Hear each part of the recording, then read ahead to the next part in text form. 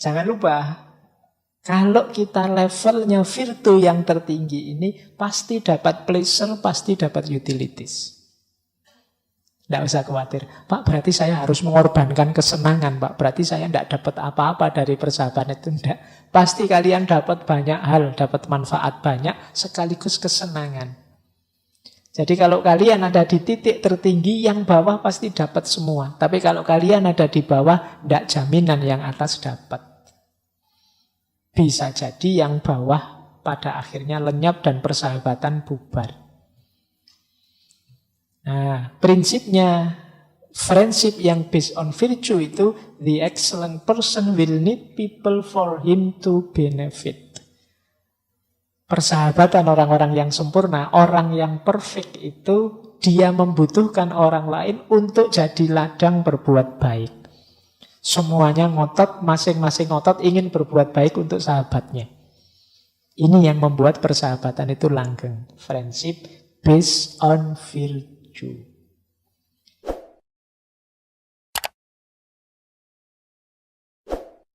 Bismillah.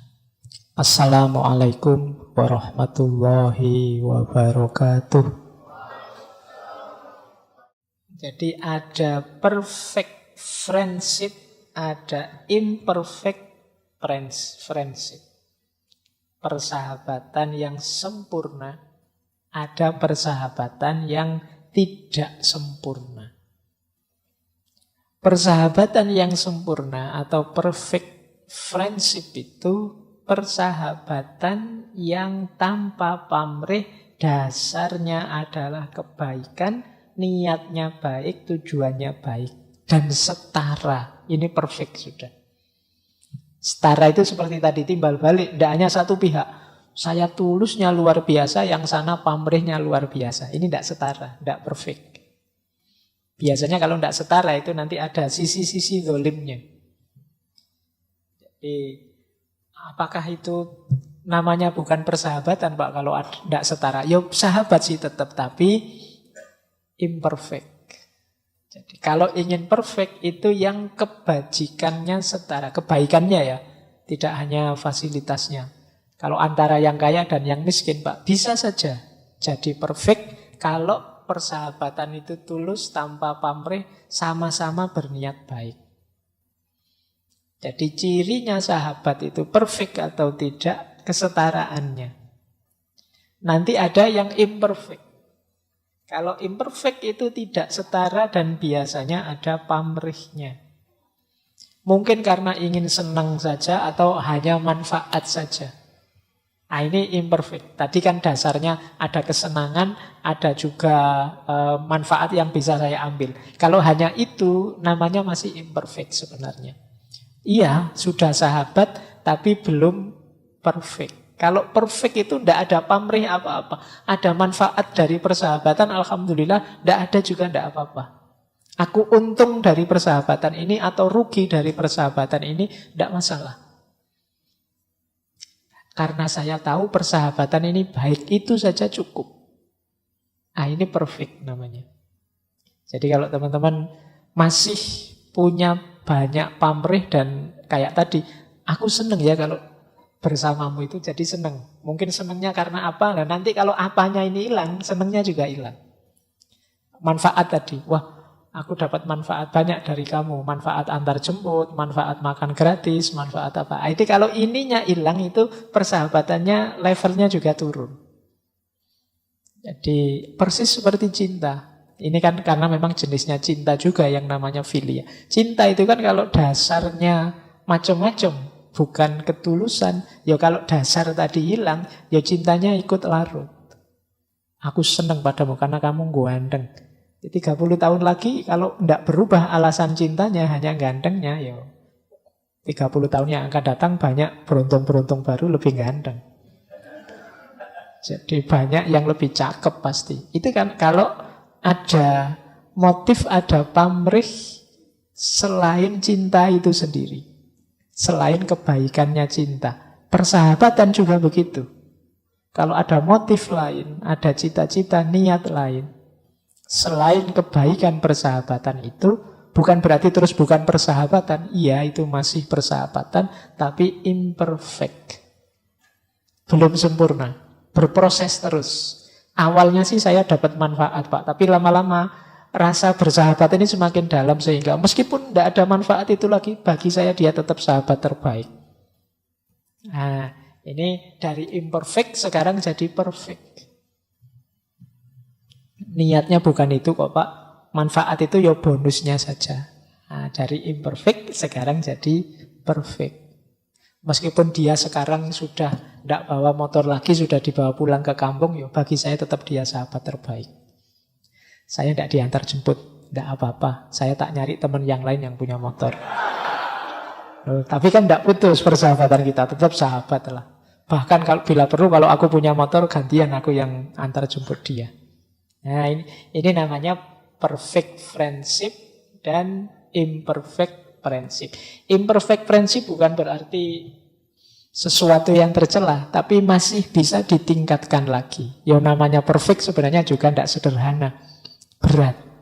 Bersahabat yang sama sekali tanpa pamrih itu kan biasanya ya tidak gampang, berproses.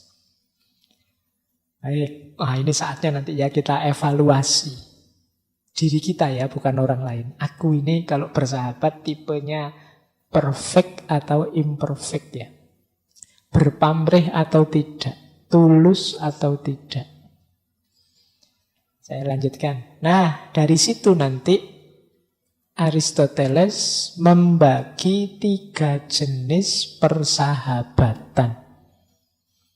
Yang pertama, friendship based on pleasure. Yang kedua, friendship based on usefulness. Dan yang ketiga, friendship based on virtue. Ini melanjutkan tadi sebenarnya, menegaskan lagi. Bersahabat itu ada yang karena pleasure-nya, senengnya, nikmatnya. Pak, saya itu seneng kalau bareng teman-teman saya ini. Nah, itu based on pleasure. Jadi saya mau bersahabat karena ada rasa senang yang diberikan. Ini namanya based on pleasure. Kalau kita ngumpul itu Pak, wah asiknya luar biasa Pak. Nah, ini namanya based on pleasure. Jadi kita bersahabat karena rasa senang. Tidak ingin apa-apa, tidak ingin motif apa, manfaat apa, tidak Pak. Ngumpul saja kita sudah senang. Apalagi kita lama tidak ketemu, wah bareng sahabat itu luar biasa. Ini sebenarnya belum puncak juga, tapi jenis persahabatan juga. Based on pleasure. Kesenangannya yang saya suka. Pada saatnya kalau isinya tidak senang itu mungkin ya tidak terlalu menarik lagi persahabatan itu.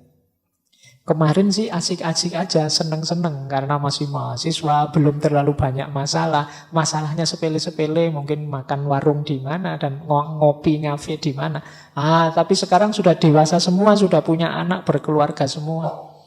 Yang dibahas sudah kerja di mana, terus anaknya berapa. Akhirnya yang jomblo jadi mengkeret, yang belum dapat pekerjaan tidak berani muncul dan lain sebagainya, jadi tidak asik lagi. Dulu menyenangkan, setara semua, tapi sekarang sudah beda-beda ceritanya. Akhirnya tidak semenyenangkan dulu. Itu kalau persahabatannya masih hanya based on pleasure, di titik tertentu bisa bubar. Karena situasi hidup itu dinamis, macam-macam. Tidak mungkin senang terus. Jadi, wong kita kalau sedih misalnya punya sahabat, seneng itu kan ya mau gabung di situ, kok yo nanti jangan-jangan dia ikut sedih. Kalau tidak gabung itu gimana? Itu kan bisa begitu. Tapi kalau sejak awal dasarnya tidak ini, pokoknya kita susah senang bersama ya. Tidak usah malu, tidak usah segan di antara kita sendiri sesama teman, situasi apapun, yuk kita bareng-bareng. Nah, ini tidak lagi based on pleasure kalau kayak gini. Tapi sebagian besar persahabatan itu based on pleasure. Ada lagi based on utilities. Kalau ini juga dasarnya kemanfaatan tadi. Apa yang aku dapat dari persahabatan ini. Yang ketiga based on virtue. Nah ini lebih murni. Dasarnya kebaikan. Selama untuk kebaikan kita akan selalu bersama. Baik. Ada beberapa penjelasan dari Aristoteles untuk pleasure dan usefulness. Jadi yang pertama begini kata Aristoteles, orang yang bersahabat dasarnya kesenangan atau kemanfaatan itu biasanya yang disukai bukan orangnya, tetapi apa yang dia dapat, nuansanya dan lain sebagainya. Jadi kalian sebenarnya tidak menyahabati. Saya tidak tahu baku apa enggak istilah menyahabati itu ya. Kalian tidak friendly dengan orangnya, tapi friendly dengan suasananya. Wah, kalau kamu datang itu loh, situasinya jadi meriah. Yang disukai situasinya. Jadi nanti kalau kamu datangnya sambil murung, aku tidak terlalu suka lagi. Jadi bukan orangnya. Nah, jadi kata Aristoteles, pertama harus kita perhatikan, kalau itu based on pleasure atau usefulness, bukan orangnya sebenarnya yang ditunggu, tapi suasananya, nuansanya, dan juga manfaat yang bisa diambil dari situ. Akhirnya apa? Bisa berakhir kalau kesenangan atau kegunaannya berakhir. Ayo, hari ini aku mau bersahabat denganmu karena ketika bersahabat denganmu, suara partai kita meningkat banyak, misalnya. Loh, itu kan kegunaan. Nanti kalau kegunaannya hilang, ya bubar, kita nyari koalisi yang lain. Nah, ini persahabatan yang based on usefulness. Sering kita temui. Jadi bagaimana kok rasanya kemarin bersahabat dengan ini, sekarang kok ganti sahabat, besok ganti lagi. Mungkin mencari usefulnya saja, mencari yang manfaat yang dia butuhkan saja. Atau kesenangan. Nyari teman ini, kemarin akrab dengan teman ini. Begitu teman ini bokek, dia tidak bisa senang-senang lagi, ganti sahabat lagi. Nah, itu based on pleasure and usefulness. Nah, cuma kata Aristoteles, yang berdasarkan kesenangan ini lebih mudah naik level untuk jadi persahabatan perfect, persahabatan yang sejati tadi, dibandingkan yang usefulness. Kalau usefulness tadi kan nyari manfaat saat ini, itu lebih cepat bubarnya. Tapi kalau yang berdasarkan kesenangan, senang itu kan ada unsur rasanya. Itu biasanya lebih mudah kalau ingin naik kelas ke berdasarkan ketulusan. Jadi yang perfect tadi. Makanya di buku itu ada kalimat persahabatan berdasarkan kemanfaatan adalah untuk para penipu. Jadi orang yang tidak tulus, ada pamrihnya. Oke, kenapa yang kesenangan ini lebih mudah naik ke level persaudaraan atau persahabatan yang sejati? Karena sebenarnya orang yang bahagia, orang yang mandiri itu tidak butuh teman yang useful, tapi dia butuh teman yang pleasure. Jadi makanya kesenangan itu lebih dekat pada perfect. Ya memang belum sempurna, tapi dia bisa lebih dekat. Nah, kata Aristoteles, ternyata persahabatan berdasarkan kesenangan ini lebih banyak ditemukan di anak-anak muda. Jadi anak muda lebih mudah menjalin persahabatan sejati dibandingkan orang tua. Biasanya kalau sudah tua itu kan kepentingannya macam-macam sudah. Urusan karir lah, urusan jabatan lah, urusan partai lah, sahabat di kantor lah, urusan kerja dan lain sebagainya. Ini kebanyakan dasarnya usefulness. Meskipun ya tidak menutup kemungkinan ada pleasure bahkan yang sejati. Tapi cermatannya Aristoteles itu lebih banyak anak-anak muda yang based on pleasure ini. Berdasarkan seneng-seneng. Jadi kalian kan masih dekat-dekatnya, masih asik-asiknya bersahabat. Jangankan yang buruk-buruk, kadang-kadang yang jelek-jelek pun asik saja. Kemarin di Jogja itu belakangan kan rame urusan kelitih. Ini kan sahabat-sahabatan level SMP. Yang kemudian lepas kontrol. Jadi dia tidak mikir, pokoknya sesama teman ya harus saling peduli, saling. Jadi lebih bisa masuk ke level sejati. Nah, ini PR bagi yang muda-muda. Maka manfaatkan arena persahabatan itu seperti teorinya Aristoteles jadi arena kebaikan. Mumpung masih mudah kalian melakukannya. Nah, ini kan sebagian besar muda-muda. Kalau seusia saya mungkin sudah agak sulit mencari yang sejati. Sudah ada kepentingan macam-macam. Mungkin teman kantor, mungkin hubungannya dengan status, jabatan, dan lain sebagainya. Tapi bukan berarti tidak mungkin. Nah, cuma kalian lebih mudah. Situasi hidupnya tidak sekompleks yang sudah dewasa. Nah, kalau ini persahabatan yang based on virtue. Persahabatan seperti ini lebih tahan lama. Karena dasarnya karakter orangnya. Bukan manfaat atau seneng-senengnya saja. Tapi memang orangnya memang baik. Kemudian biasanya tanpa pamrih. Akan perfect kalau yang bersahabat ini sama-sama berbudi luhur. Orang baik dengan orang baik. Klop wis perfect. Bestian. Nah itu kalau hari ini kan pakai istilah bestie ya. Ya, bestie bahasa Inggris ya, awas keliru. Karena bestie itu bisa bahasa Inggris, bisa bahasa Itali. Kalau bahasa Inggris artinya sahabat. Kalau bahasa Itali artinya binatang. Jadi kalian hati-hati loh. Kalau ada orang, wah kamu bestiku nih. Iya, kamu tanya dulu, bestie yang bahasa Inggris apa yang bahasa Itali? Iya, jangan-jangan kalau bahasa Itali terus, wah berarti kamu nganggap aku binatang ya. Oke, jadi bestian dengan dasar virtu ini akan lebih langgeng. Jangan lupa, kalau kita levelnya virtu yang tertinggi ini, pasti dapat pleasure, pasti dapat utilities. Tidak usah khawatir. Pak, berarti saya harus mengorbankan kesenangan, Pak. Berarti saya tidak dapat apa-apa dari persahabatan itu. Tidak. Pasti kalian dapat banyak hal, dapat manfaat banyak, sekaligus kesenangan.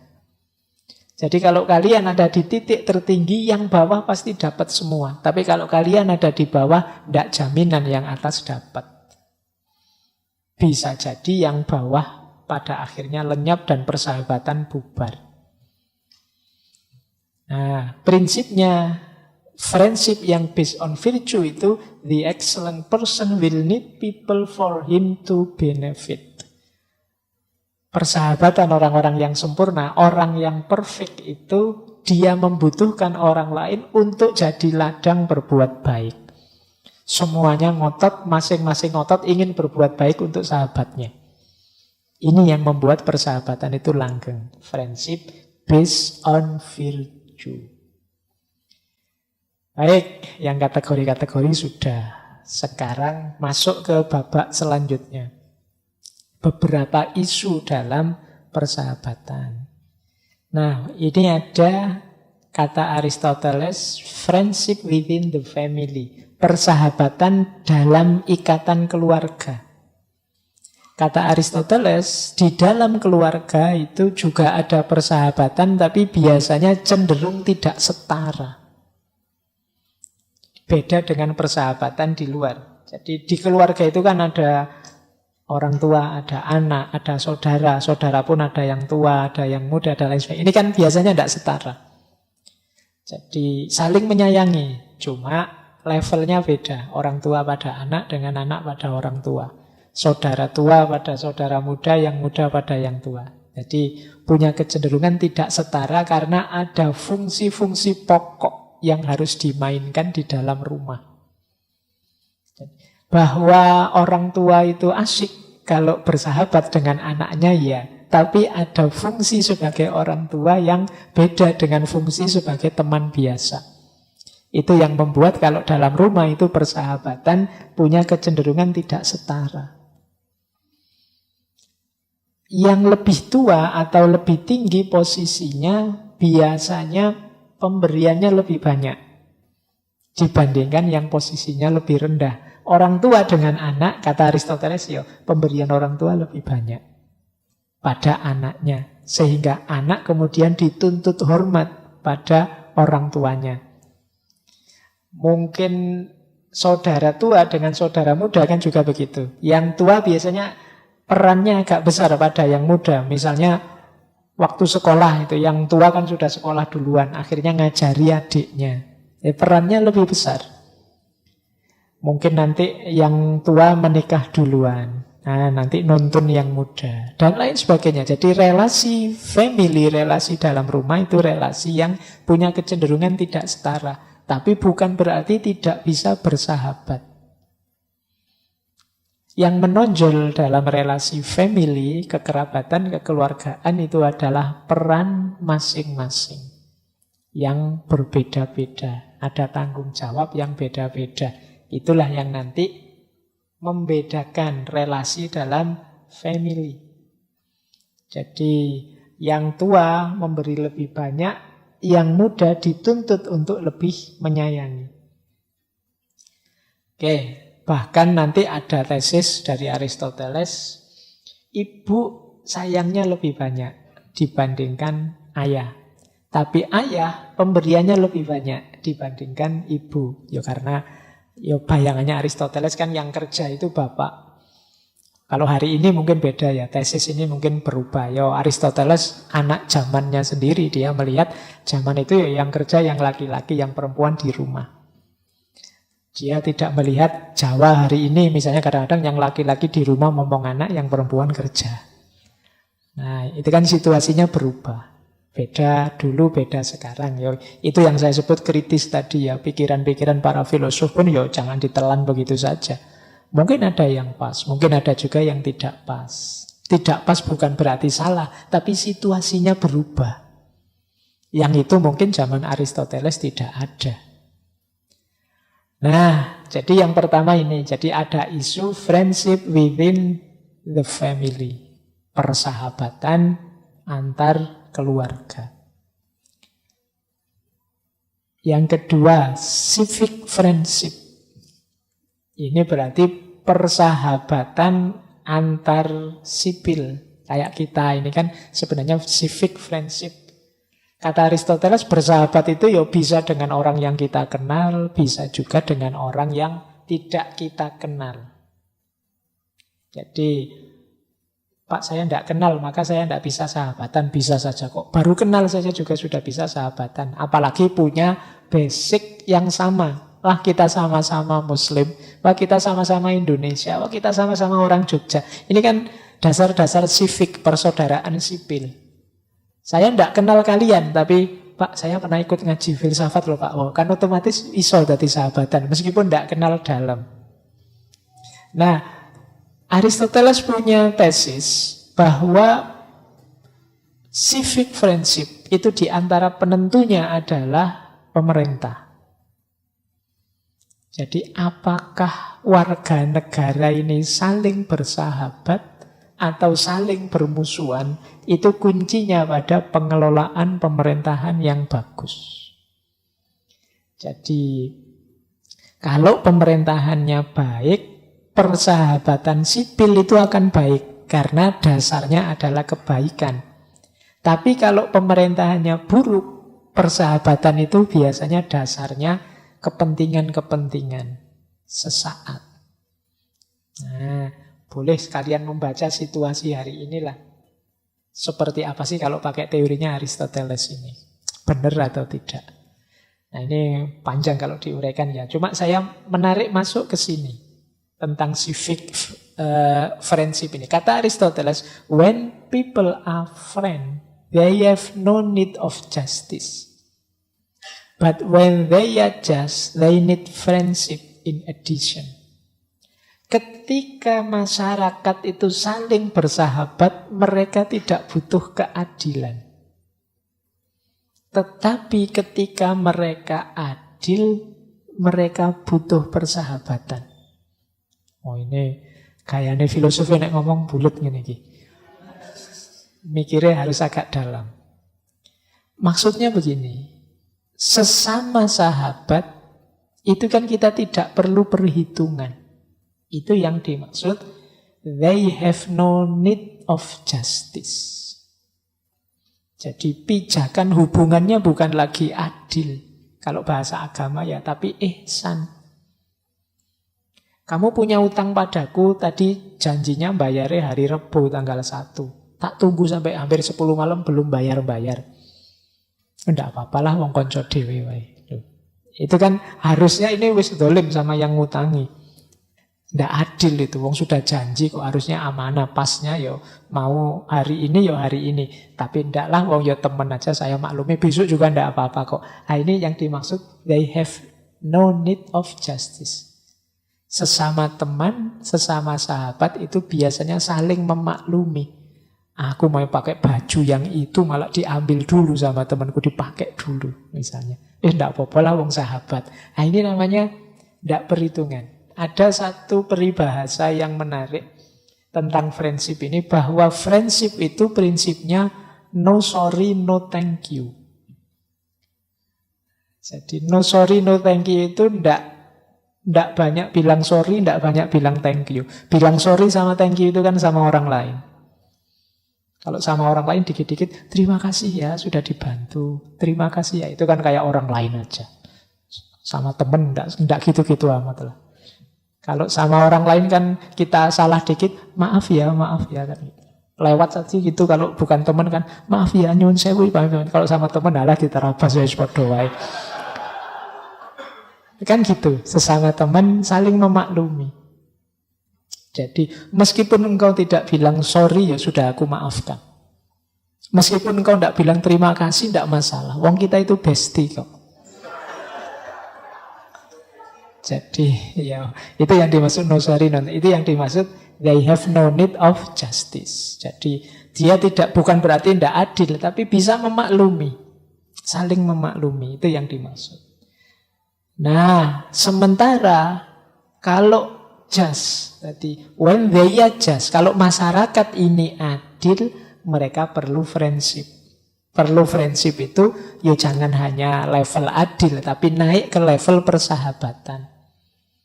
Biar apa? Lebih luas, lebih nyaman, lebih menyenangkan hubungan kita. Hubungan itu kalau dasarnya hanya adil kadang-kadang kering. Adil itu misalnya, Mas akhir bulan punya ndak 20 ribu lah buat makan ini. Emangnya kamu apaku?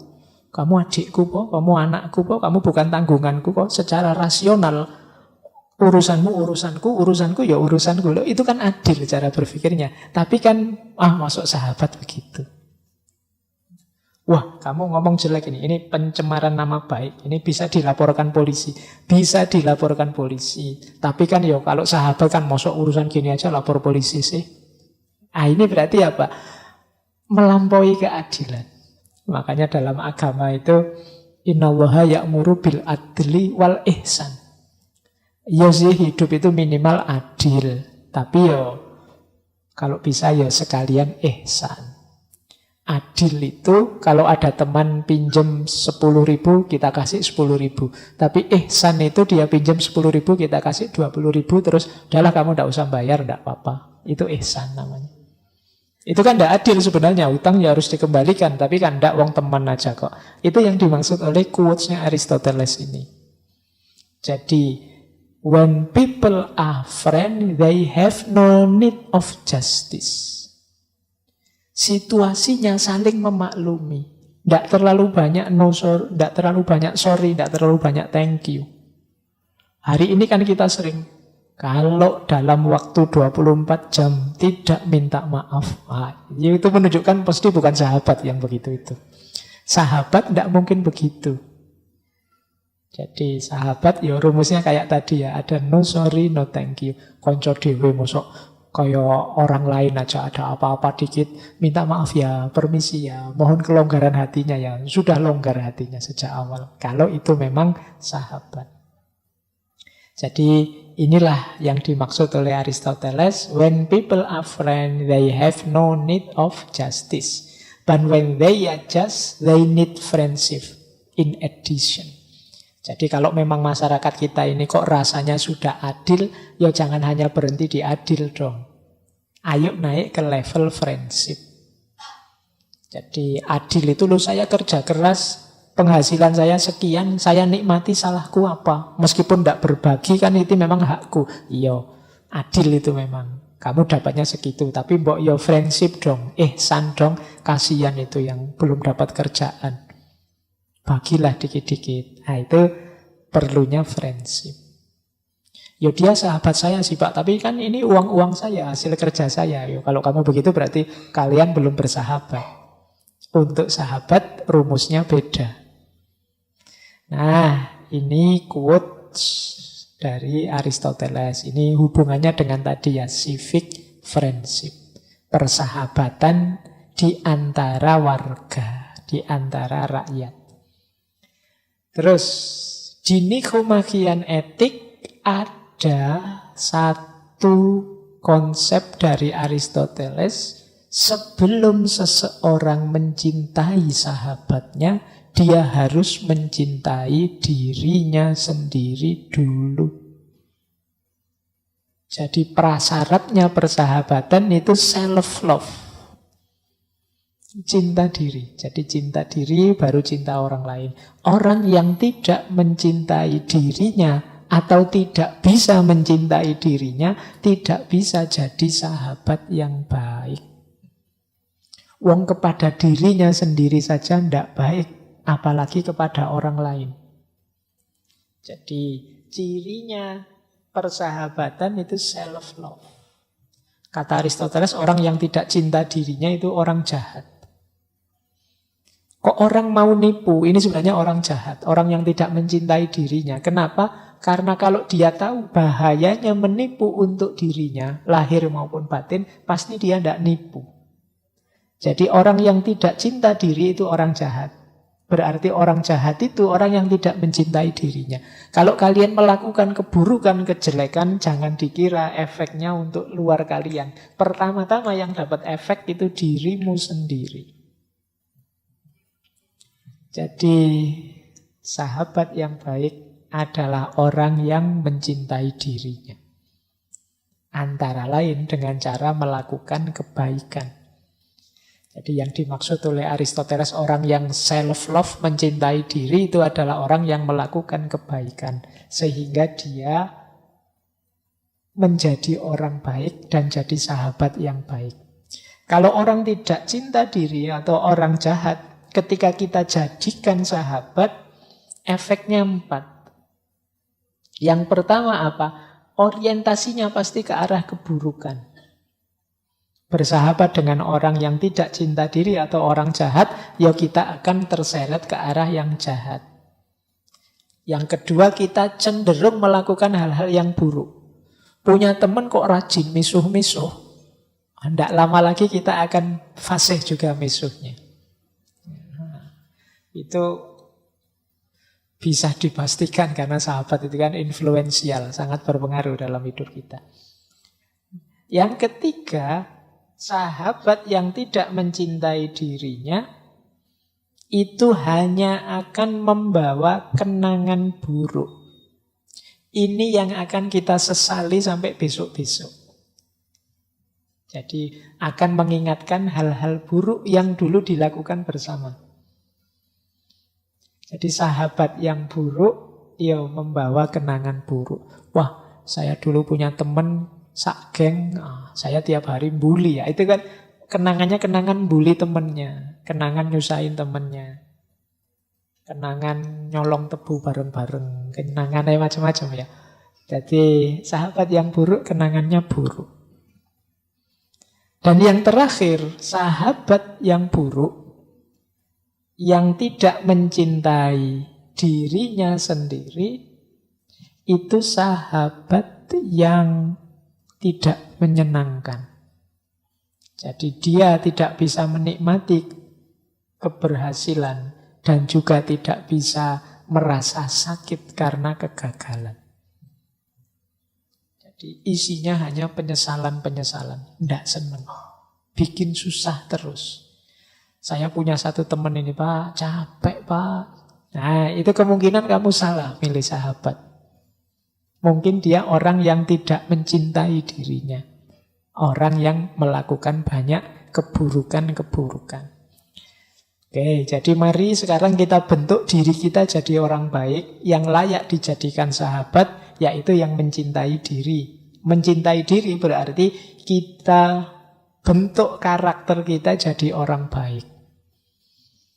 Pak, apa orang jahat itu pasti tidak mencintai diri ya? Kalau versinya Sokrates, Aristoteles, Itu kejahatan, keburukan itu tanda orang tidak tahu, tidak paham tentang dirinya. Jadi kalau dia tahu tentang dirinya, kebutuhan-kebutuhan lahir batinnya, tidak mungkin dia melakukan kejahatan. Kok kamu curang misalnya? Oh, kalau kamu ngerti dampaknya, efeknya, kerusakan yang tumbuh dari perbuatan curangmu, pasti kamu tidak akan mau curang. Kamu tidak tahu saja betapa buruknya efeknya untuk dirimu. Berarti kalau kamu melakukan kecurangan, kamu tidak mencintai dirimu. Nah, itu rumusnya Nikomachian Etik Eudaimonia tadi. Kalau ingin bahagia, lakukan kebaikan. Karena bahagia itu hanya lahir dari perilaku yang baik.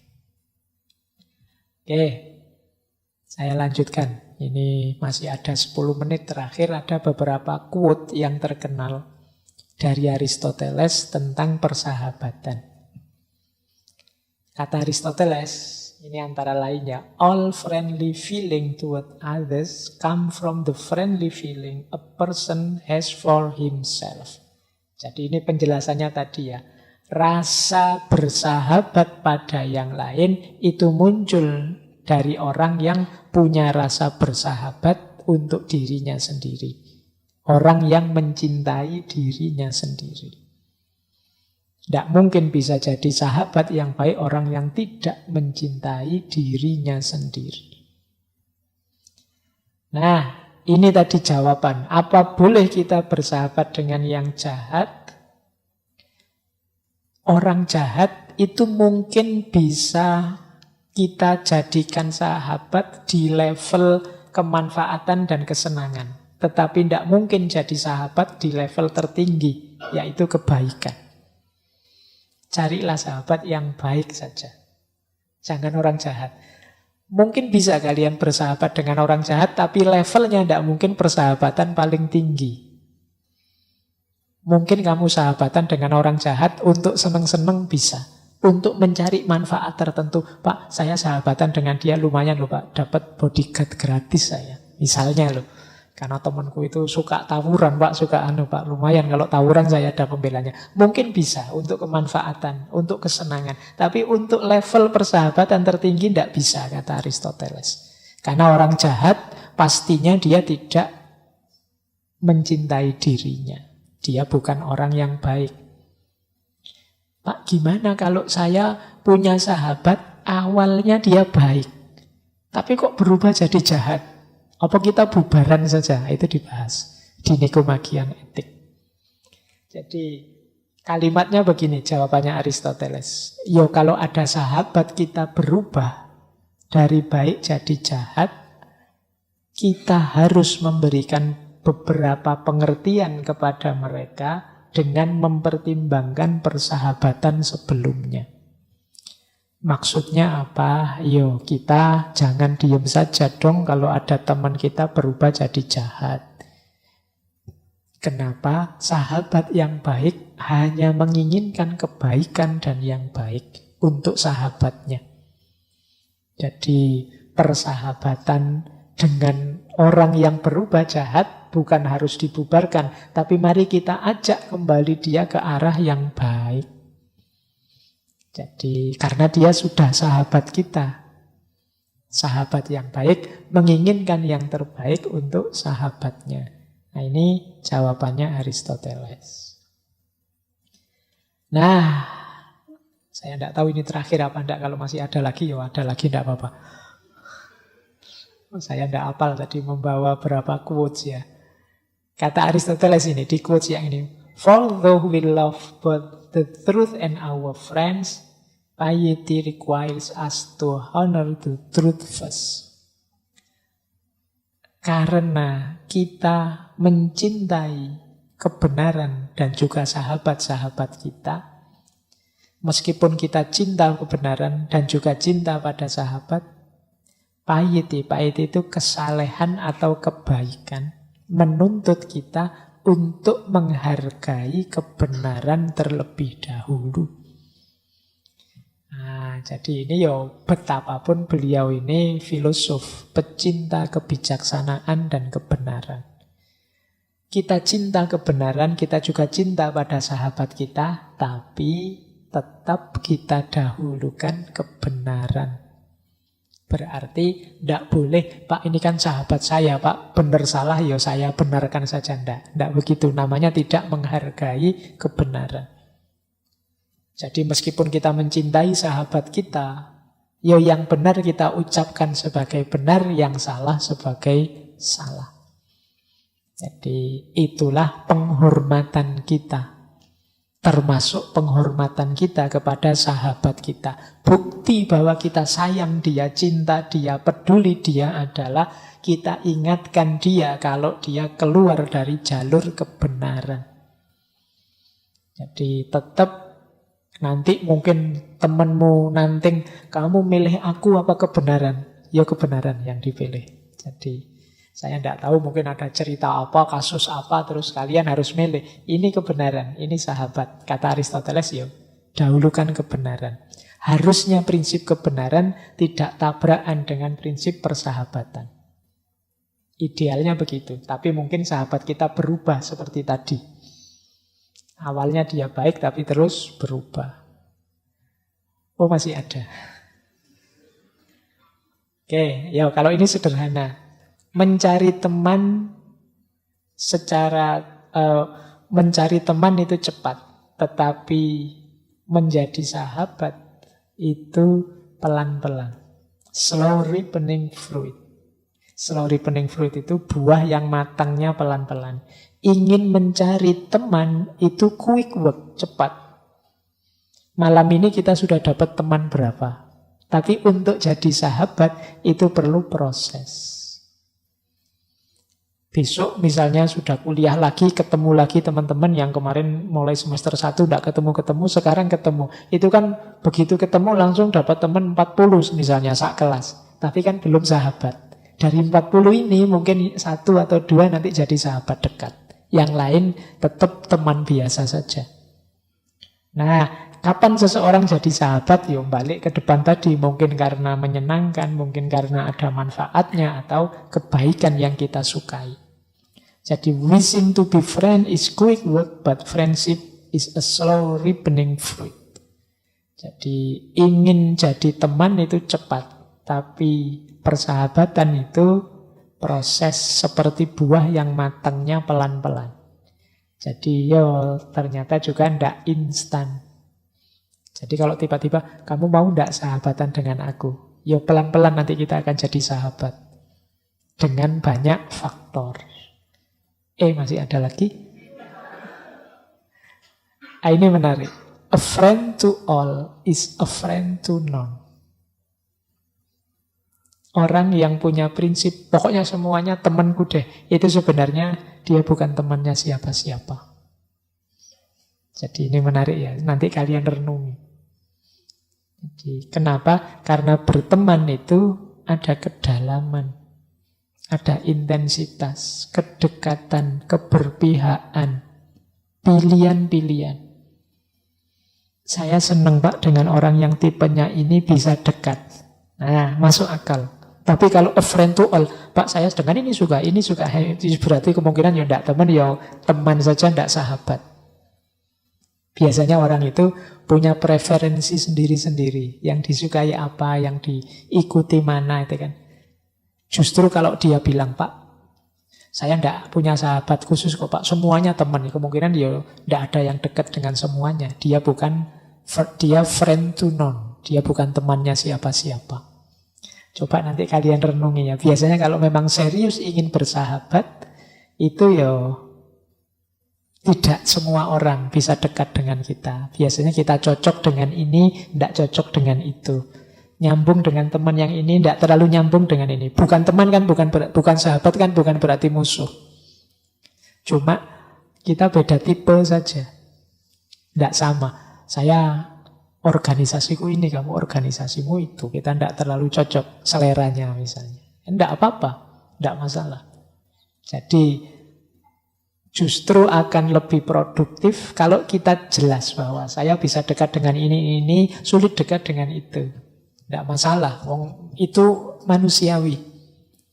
Nah, biasanya justru orang yang bilang saya teman siapa saja bisa dekat dengan siapa dan lain sebagainya, ini sulit mendalam. Makanya disebutnya Aristoteles a friend to none. Apalagi kalau dipikir lebih dalam lagi. Hidup ini seringkali menuntut kita memihak. Saya teman dengan orang yang dilemahkan, dizolimi, dan tidak mungkin saya berteman dengan orang yang merusak, menzolimi. Nah, ini lebih dalam lagi. Tidak mungkin, oh saya teman semuanya kok Pak, malah tidak bertanggung jawab. Nah, itu diantara makna-makna dari quote-nya Socrates ini. Bahkan kadang-kadang kita itu seneng kalau teman kita itu jelas. Maksudnya apa? Keberpihakannya jelas, orientasinya jelas. Sehingga kita tahu dia ini siapa, apa, kita bisa dekat atau tidak. Banyak di antara kita yang mungkin saya tidak tahu ya, punya prinsip cair. Cair itu dalam arti tidak tegas, tidak punya pendirian. Ini biasanya sulit kita mendekati. Jadi, Mas, aliran ini apa aliran itu? Saya bebas saja, aliran apa saja. Itu kan sulit. Kita menyikapi dia, bersikap di hadapan dia, apa yang harus saya lakukan di depannya itu kan sulit. Nah, justru lebih bertanggung jawab, ya jelas saja. Saya itu alirannya ini, cara berpikirnya begini, orientasi saya ini. Wah, kalau kayak gitu saya tidak terlalu cocok, Mas. Oh ya, tidak apa-apa, berarti kita berbeda. Saling menghargai saja. Jalan. Jadi tidak harus kemudian karena khawatir dimusuhi terus kita, wah saya bisa apa saja kok Pak, itu malah menyulitkan. Kayak kalian mungkin nanti melamar pekerjaan, diwawancara, terus bisanya apa Mas? Apa saja bisa. Kalau Bapak pengen apa itu malah tidak diterima kalian.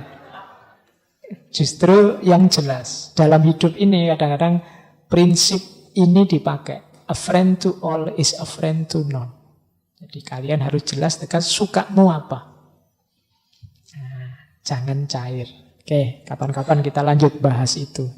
Jadi hidup ini ada kalanya kita harus cair, toleran, bisa menerima masuk kemana saja. Tapi ada kalanya kita harus tegas, jelas siapa kita, apa orientasi kita. Untuk milih pasnya apa, disitulah kita perlu kebijaksanaan. Dan bidang yang serius menggarap kebijaksanaan adalah bidang filosofia. Yang sangat cinta pada kebijaksanaan, bidang filsafat. Baik, saya kira itu ya teman-teman. Semoga bisa mengantarkan tidur malam hari ini. Ya, karena tak lihat sudah mulai ribet ngantuk ya. Tapi sebelum sampai rumah jangan tidur dulu ya, pulang dulu. Khawatirnya di kendaraan sudah ngantuk. Baik, untuk malam hari ini saya kira itu ya, cukup sekian. Insya Allah kita lanjutkan lagi minggu depan. Minggu depan ini, malam hari ini konsepnya lurus sekali dari Aristoteles, masuk akal sekali. Mungkin minggu depan cara berpikirnya agak berbeda tentang persahabatan. Saya akhiri sekian dari saya, kurang lebihnya mohon maaf. Wallahul muwaffiq, wallahu a'lam bissawab. Wassalamualaikum warahmatullahi wabarakatuh.